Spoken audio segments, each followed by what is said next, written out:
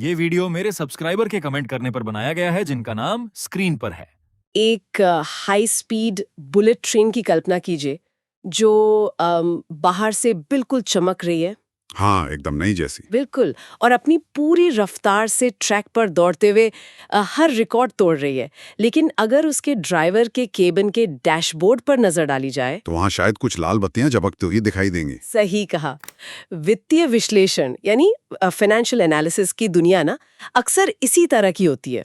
हाँ, ये तो है। बाहर से सब कुछ एकदम परफेक्ट और तेज रफ्तार लगता है, लेकिन अंदरूनी सिग्नल्स की कहानी कुछ और ही होती है। मैं यही सोच रही थी जब मैं इन रिपोर्ट्स को पढ़ रही थी। ये बहुत ही सटीक एनालॉजी है। असल में जब हम किसी तेजी से बढ़ती कंपनी के ऑपरेशंस और उनकी बैलेंस शीट के अंदर झांकते हैं ना, तो तस्वीर सिर्फ ब्लैक एंड व्हाइट नहीं होती। बहुत सारी जटिलताएं होती हैं और पड़ते होती हैं जिन्हें गहराई से समझना पड़ता है। खासकर तब जब कंपनी किसी ऐसे सेक्टर में हो जो नीतियों और तकनीक के बदलावों से बहुत ज्यादा प्रभावित होता है ना। बिल्कुल। और सोलर इंडस्ट्री तो पूरी तरह से इन्हीं बदलावों पर टिकी है।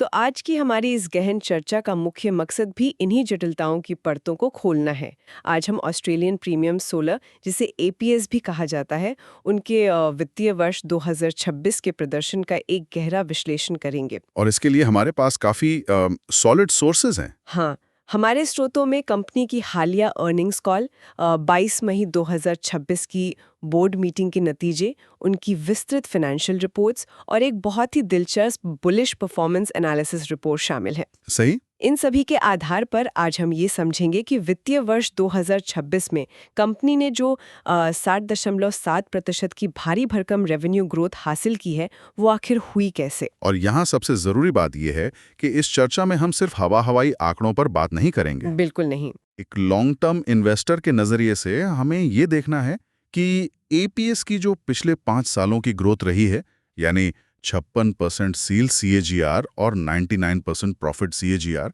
उसके पीछे की असली रणनीतिक ताकत क्या है। और साथ ही हम उन झपकती हुई लाल बत्तियों पर भी बात करेंगे। मतलब भविष्य के वो कौन से जोखिम है जो इस ग्रोथ की रफ्तार पर ब्रेक लगा सकते हैं। हाँ, वो बहुत क्रिटिकल हिस्सा है इस विश्लेषण का। तो चलिए बिना किसी देरी के सीधे गहराई में उतरते हैं।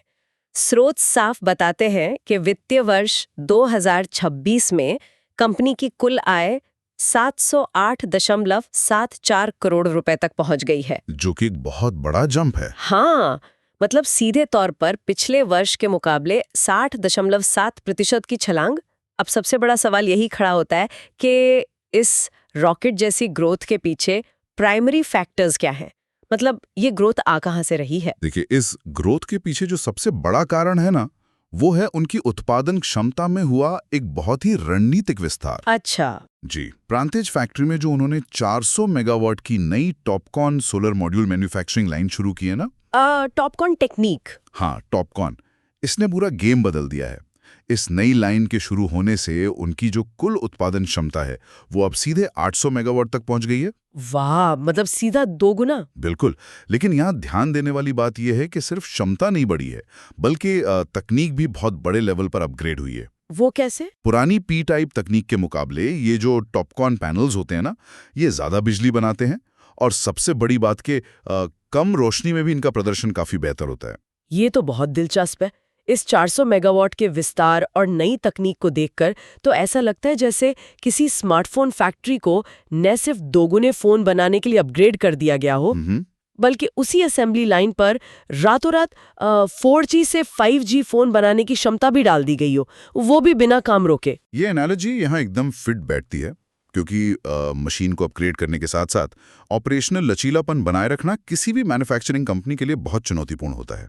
लचीलापन मतलब फ्लेक्सिबिलिटी। हाँ, टॉपकॉन लाइन की सबसे बड़ी खासियत ही उसका ये ऑपरेशनल लचीलापन है। अर्निंग्स कॉल में मैनेजमेंट ने बताया कि ये नई मशीन M10 और G12 दोनों तरह के सोलर सेल्स को सपोर्ट करती है। एक मिनट, जो लोग नहीं जानते उनके लिए ये M10 और G12 क्या है। आसान भाषा में समझें तो M10 और G12 सोलर सेल्स के अलग अलग आकार यानी साइजेस हैं। जो M10 है वो छोटे रेजिडेंशियल प्रोजेक्ट्स यानी घरों की छतों के लिए ज्यादा इस्तेमाल होता है। अच्छा। और जो G12 है वो बड़े कमर्शियल प्रोजेक्ट्स के लिए इस्तेमाल होता है। अब अर्निंग्स कॉल के मुताबिक मैनेजमेंट का कहना है कि मशीन को M10 से G12 में स्विच करने में सिर्फ 6 से 8 घंटे लगते हैं। सिर्फ 6 से 8 घंटे? मतलब अगर बाजार में अचानक से बड़े कमर्शियल प्रोजेक्ट्स की भारी मांग आ जाए तो वो रातों रात अपना उत्पादन उधर मोड़ सकते हैं? बिल्कुल, और यही जो ऑपरेशनल चपलता है ना, यही उनके रेवेन्यू को इतना बड़ा बूस्ट दे रही है। ये तो सच में कमाल है। लेकिन स्रोतों में मैंने एक और दिलचस्प जानकारी पढ़ी थी। उनकी योजना यहीं रुकने की नहीं है। अगस्त 2026 तक वो 400 मेगावाट के अतिरिक्त क्षमता और जोड़ने वाले हैं। हाँ, ये उनका नेक्स्ट फेज है।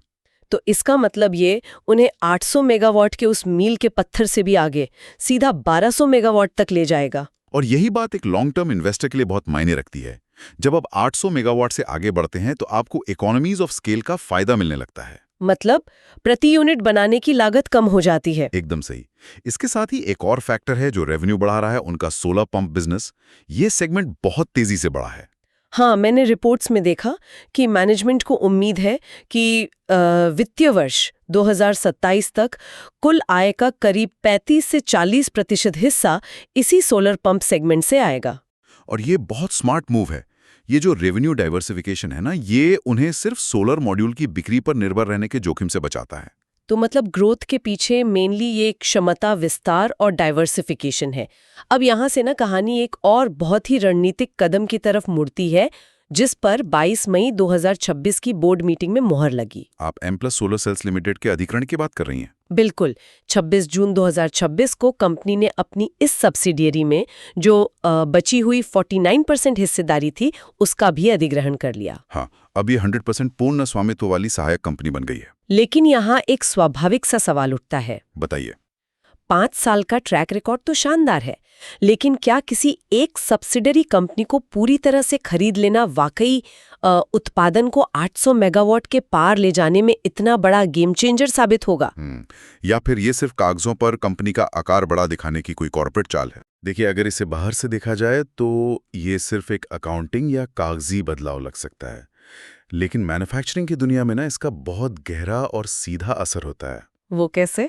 जब कोई कंपनी अपनी सब्सिडरी का 100% स्वामित्व हासिल करती है तो असल में वो अपनी सप्लाई चेन की अड़चनों को दूर कर रही होती है। मतलब कच्चे माल की सप्लाई को लेकर? हाँ, अगर आपको 800 मेगावाट या उसके आगे के स्तर पर लगातार उत्पादन करना है तो कच्चे माल की निर्बाध सप्लाई और क्वालिटी कंट्रोल पर आपकी 100% पकड़ होनी चाहिए। अच्छा, तो पूर्ण स्वामित्व का मतलब है कि अब एप्लस सोलर के ऑपरेशंस, कैपेक्स और रणनीतिक फैसले बिना किसी बाहरी पार्टनर से पूछे तुरंत लिए जा सकते हैं। बिल्कुल, कोई भारी हस्तक्षेप नहीं।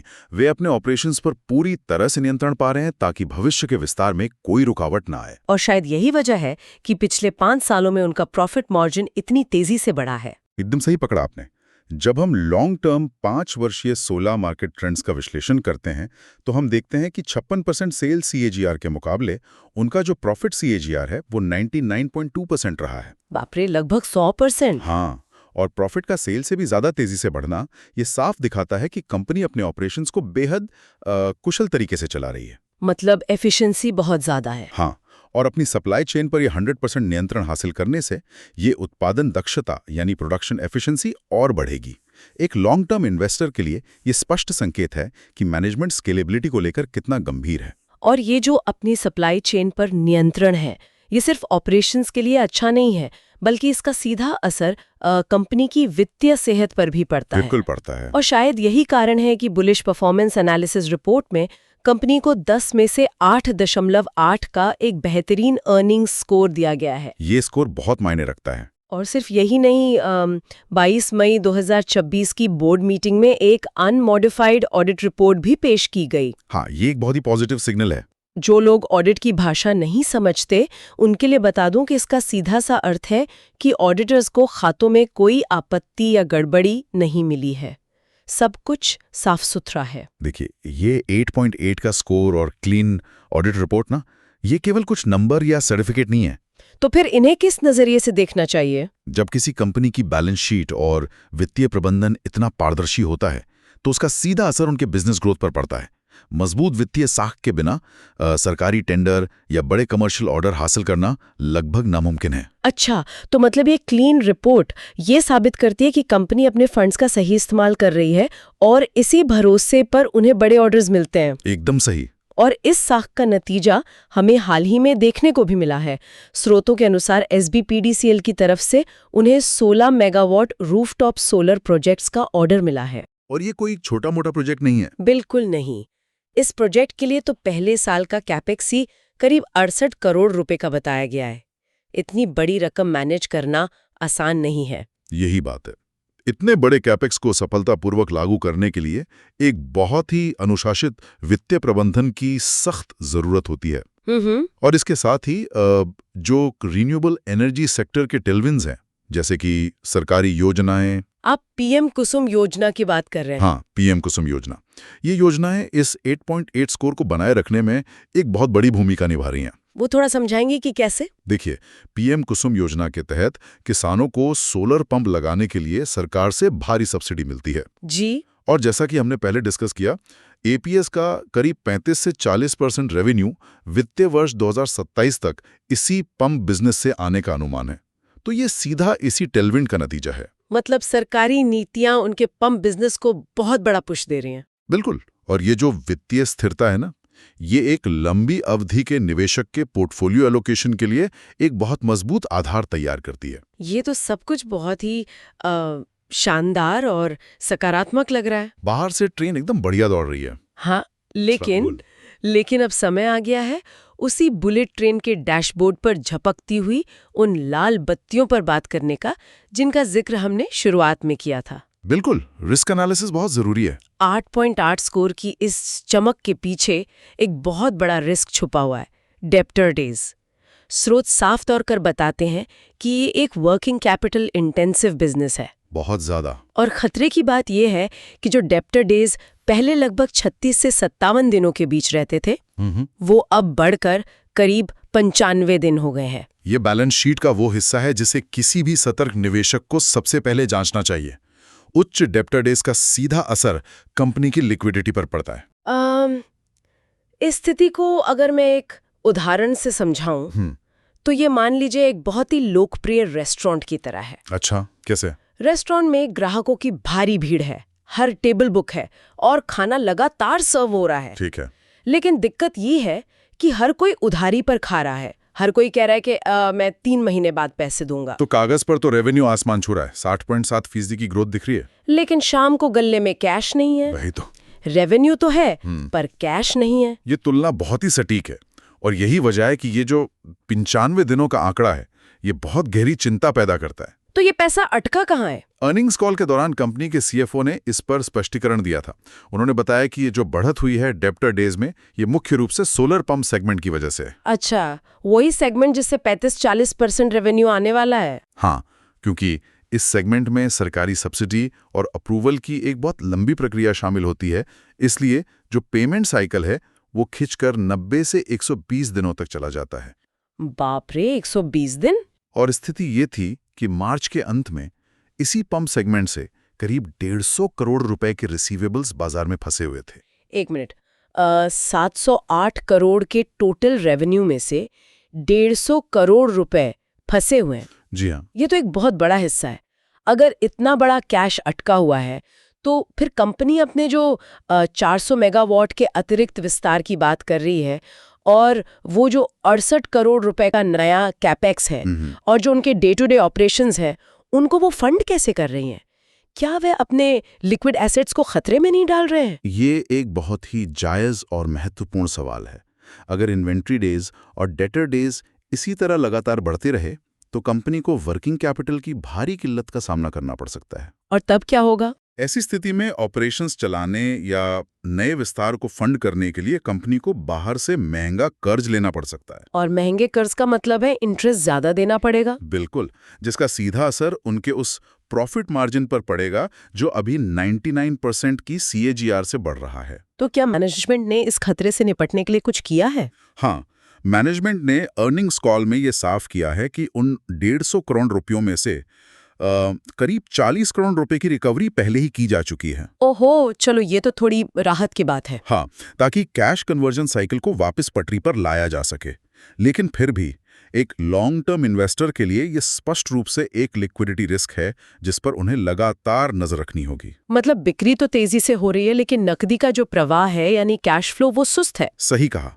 अब देखिए, इसी फंसी हुई नकदी और कैश फ्लो की चिंताओं के बीच ना अर्निंग्स कॉल में एक और बहुत बड़ा खुलासा होता है। आप BESS वाले फैसले की बात कर रही हैं? हाँ, पूरी दुनिया और भारत की बड़ी कंपनियां जहां सोलर सेल मैन्युफैक्चरिंग के पीछे भाग रही हैं, वहां APS का मैनेजमेंट अचानक से घोषणा करता है कि वे अब सोलर सेल मैन्युफैक्चरिंग में उतरेंगे ही नहीं। ये बहुत बड़ा पिवट है। बिल्कुल। इसके बजाय वे अपना पूरा फोकस BESS यानी बैटरी एनर्जी स्टोरेज सिस्टम की ओर मोड़ रहे हैं। और उनकी योजना भी छोटी नहीं है। रिपोर्ट में बताया गया है कि वो 3 गीगावाट आवर के बैटरी स्टोरेज सिस्टम बनाने की योजना बना रहे हैं, जिसकी शुरुआत वो 1 गीगावाट आवर की असेंबली लाइन से करेंगे। देखिए, ये कोई मामूली घोषणा नहीं है। ये इंडस्ट्री के मौजूदा हालात और भविष्य के ट्रेंड्स को देखते हुए उठाया गया एक बहुत ही रणनीतिक कदम है। लेकिन क्या ये एक जल्दबाजी भरा कदम नहीं लगता? आपको ऐसा क्यों लगता है? मेरा मतलब है, एक तरफ आपके 150 करोड़ रुपए फंसे हुए हैं, वर्किंग कैपिटल का इतना भारी दबाव है, हाँ, और दूसरी तरफ आप एकदम से एक बिल्कुल नई तकनीक और नए मार्केट में कूद रहे हैं, वो भी तब जब विदेशी और घरेलू कंपनियों के बीच प्राइसिंग वॉर अपने चरम पर है। तो क्या ये नया प्रयोग उनके मार्जिन को पूरी तरह से खत्म नहीं कर देगा, खासकर तब जब वे अपने मुनाफे का 50% हिस्सा वापस बिजनेस में लगाने की योजना बना रहे हैं? मैं समझ सकता हूँ कि अगर इस फैसले को सिर्फ सतह से देखा जाए तो ये बहुत जोखिम भरा और जल्दबाजी में लिया गया फैसला लग सकता है। तो इसके पीछे की असली कहानी क्या है? जब हम इंडस्ट्री के व्यापक परिदृश्य और इस प्राइसिंग वॉर की गहराई को समझते हैं ना, तो ये एक बेहद कैपिटल डिसिप्लिन यानी पूंजी अनुशासित कदम नजर आता है। वो कैसे? अर्निंग्स कॉल में मैनेजमेंट ने बहुत स्पष्ट शब्दों में बताया कि भारत और चीन में सोलर सेल मैन्युफैक्चरिंग की जो क्षमता है वो पहले से ही बहुत तेजी से बढ़ रही है। मतलब बहुत सारी कंपनियां पहले ही इसमें कूद चुकी हैं? बिल्कुल। बड़ी कंपनियों ने इतना भारी निवेश कर दिया है कि आने वाले कुछ ही सालों में इस सेक्टर में ओवर सप्लाई की स्थिति तय है। ओवर सप्लाई यानी मांग से ज्यादा उत्पादन। हाँ, मतलब सेल मैन्युफैक्चरिंग के बाजार में जबरदस्त भीड़ होने वाली है, जहां हर कोई सिर्फ अपनी कीमतें गिराकर सरवाइव करने की कोशिश करेगा। एकदम सही। तो सेल मैन्युफैक्चरिंग में उतरने का सीधा सा मतलब है उस भयंकर प्राइसिंग मार्जिन के दबाव का शिकार होना। ओहो, अब समझ में आ रहा है। और इसके अलावा एक और बहुत बड़ा जोखिम है जिस पर अक्सर ध्यान नहीं जाता, सरकारी नीतियों पर निर्भरता। मतलब पॉलिसी रिस्क। हाँ, सोलर पैनल और सेल का जो पूरा बाजार है वो इस वक्त भारी सरकारी सब्सिडी, इंपोर्ट ड्यूटी और नीतियों पर टिका हुआ है। जैसे हमने अभी PM कुसुम की बात की। बिल्कुल। नीतियों में जरा सा भी बदलाव पूरे के पूरे बिजनेस मॉडल को हिला सकता है। तो फिर BESS यानी बैटरी स्टोरेज सिस्टम इससे कैसे अलग है? इसके विपरीत BESS अभी बहुत शुरुआती दौर में है। यहाँ भविष्य में मांग बेतहाशा बढ़ने वाली है, लेकिन फिलहाल प्रतिस्पर्धा बहुत कम है। तो वो जानबूझकर उस भीड़ वाले रास्ते से हट रहे हैं। हाँ, BESS में कदम रखकर वे न सिर्फ खुद को उस प्राइसिंग वॉर और मार्जिन के सिकुड़ने से बचा रहे हैं, बल्कि बड़े प्रतिस्पर्धियों के मुकाबले एक रणनीतिक बढ़त यानी कॉम्पिटिटिव एडवांटेज भी हासिल कर रहे हैं। ये तो सच में बहुत स्मार्ट मूव है। मतलब वे अपना कैपेक्स और जो 50% का री इन्वेस्टमेंट है वो वहां लगा रहे हैं जहां भविष्य का मार्जिन ज्यादा सुरक्षित है। बिल्कुल। देखिए, जो 800 मेगावाट की टॉपकॉन लाइन है और एप्लस का 100% अधिग्रहण है, वो उन्हें आज का मजबूत रेवेन्यू दे रहा है। लेकिन जो BESS की रणनीति है वो उन्हें भविष्य की अस्थिरता और प्राइसिंग प्रेशर से बचाएगी। ये साफ दर्शाता है कि उनका 8.8 का स्कोर सिर्फ आज की खूबसूरत तस्वीर नहीं है, बल्कि एक बहुत ही सॉलिड फ्यूचर प्लानिंग का नतीजा है। तो चलिए इन सभी कड़ियों को एक साथ जोड़कर देखते हैं। जी। स्रोतों के आधार पर यह बिल्कुल स्पष्ट है कि APS की कहानी सिर्फ एक साल के इस 60.7% ग्रोथ तक सीमित नहीं है। नहीं, ये उसे कहीं बड़ी तस्वीर है। ये 400 मेगावाट की नई टॉपकॉन तकनीक के जरिए उत्पादन को 800 मेगावाट तक पहुंचाने की कहानी है, और A+ सोलर सेल का 100% अधिग्रहण करके अपनी सप्लाई चेन पर पूरी पकड़ बनाने की कहानी है। बिल्कुल। और ये सब मिलकर उनकी 5 वर्षीय 56% सेल्स CAGR को एक ठोस आधार देते हैं, जिसे उनकी अनमॉडिफाइड ऑडिट रिपोर्ट और 8.8 अर्निंग स्कोर से पूरी तरह प्रमाणित भी किया गया है। लेकिन इस मजबूत और चमकती हुई तस्वीर के साथ साथ ना लॉन्ग टर्म इन्वेस्टर्स के लिए खतरे की घंटियां भी बहुत स्पष्ट हैं। हाँ, वो 95 दिनों के डेप्टर डेज। जी, 95 दिनों तक पहुंचे debtor days, solar pump segment में फंसा हुआ 150 करोड़ का वर्किंग कैपिटल और सरकारी नीतियों पर बहुत ज्यादा निर्भरता, ये ऐसे जोखिम हैं जो आने वाले समय में कैश फ्लो और मार्जिन को बुरी तरह प्रभावित कर सकते हैं। और इन्हीं सब जोखिमों से निपटने के लिए मॉड्यूल मैन्युफैक्चरिंग की उस गलाकाट प्राइसिंग वॉर से बचकर BESS की तरफ मुड़ने का एक साहसिक फैसला लिया गया है। बिल्कुल। तो हमारा आज का ये पूरा विश्लेषण सिर्फ कुछ कंपनियों के आंकड़े नहीं है, बल्कि ये दिखाता है कि एक कंपनी इतने तेजी से बदलते हुए बाजार में खुद को कैसे ढाल रही है। और इसी बदलाव से ना एक बहुत ही गहरा विचार जन्म लेता है। वो क्या? स्रोतों का विश्लेषण करने से ये पूरी तरह स्पष्ट है कि आज दुनिया भर में सोलर एनर्जी का उत्पादन अभूतपूर्व गति से बढ़ रहा है। हर कोई सिर्फ पैनल लगा रहा है और ग्रिड में पावर जोड़ रहा है। हाँ, उत्पादन तो बढ़ रहा है, लेकिन सूरज हर वक्त तो नहीं चमकता ना। रात में क्या होगा? यही सबसे बड़ा पेच है।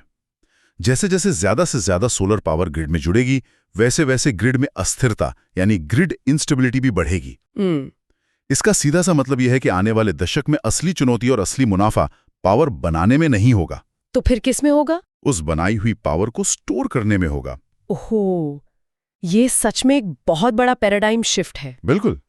तो सबसे बड़ा और उत्तेजक सवाल ये है, क्या BESS यानी बैटरी एनर्जी स्टोरेज सिस्टम में इतनी जल्दी फोकस शिफ्ट करने वाली कंपनियां ही भविष्य की नई एनर्जी जायंट्स बनेंगी?